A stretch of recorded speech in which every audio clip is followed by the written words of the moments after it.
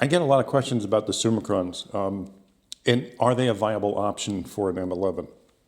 And I've said this before, like the 50 Summicron.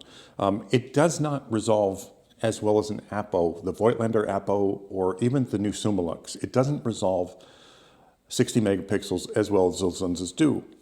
That being said, I still use it. And I still use the 35 Summicron because 90% of the time I don't need this resolve to its full potential.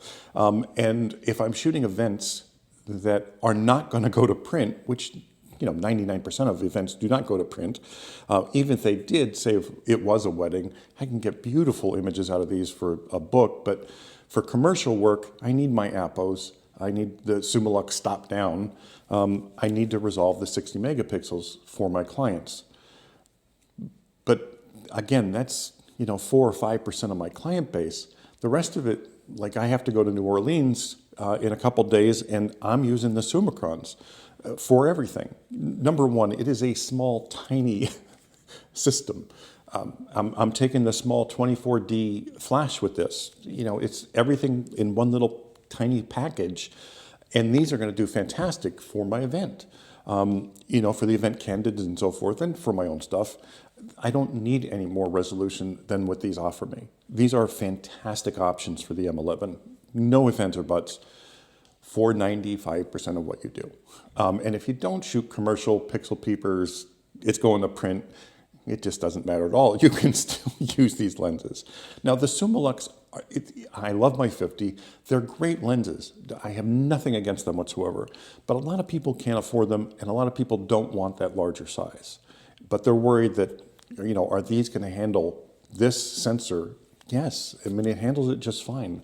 Unless you're an extreme pixel peeper and go side by side with an Apo, obviously you're going to see a difference. But for everyday photos, and looking at images the way they were intended to be looked at, not the way, I guess, YouTube has convinced us we need to look at images, you're not going to be you're not going to be able to see the difference, honestly. You can't see the difference. These are fantastic. It's just like the Fuji when they put out their new lenses. Those little Fujicrons are, my favorite lenses. The 50 is one of my all-time favorite 50s. I just love that little thing. Putting that on a 26 megapixel sensor like the X Pro 3 or the XT3, I loved that lens. It was perfect. The images were jaw-dropping to me. Throwing it on a 40, maybe it won't resolve as much if I zoom in quite a bit and do what YouTubers tell us we need to do.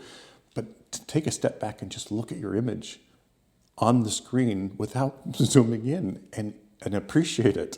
Anyway, but for your questions about the Summicrons and the M11, yes, I still use mine. I'll be using it for a professional event in New Orleans in a couple days.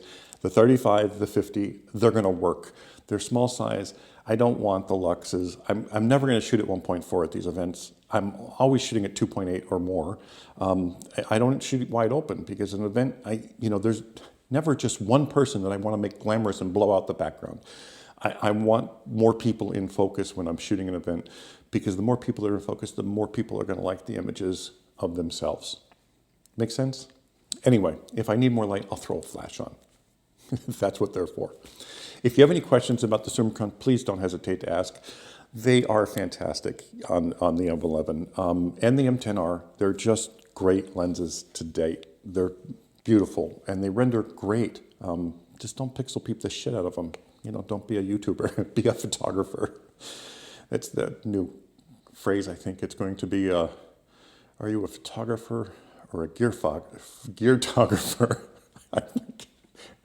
I know there's gear collectors and they just have to have the perfect lens for everything. But sometimes you just don't need it. Anyway, thanks for watching as always. I just wanted to share a really quick shoot with these two lenses. I'm going to start off with the 32 or 35 Summicron at f2. ISO is going to be around 640. This is straight at a camera. It is a beautiful rendered image. Okay, I'll zoom in, let you pixel peep a little bit, but I don't care to. Like I said, 95% of the stuff I shoot, these lenses are perfect for. And there are times, that other 5%, where I'm shooting commercially and I need critical. And that's when the Voigtlander Apo comes in, or the Summilux, even, the 50 Summilux stop down. But these lenses, they're small, they're lightweight, they render beautiful. The colors from them are fantastic. Now I switched over to the 50. I'll shoot this at f2.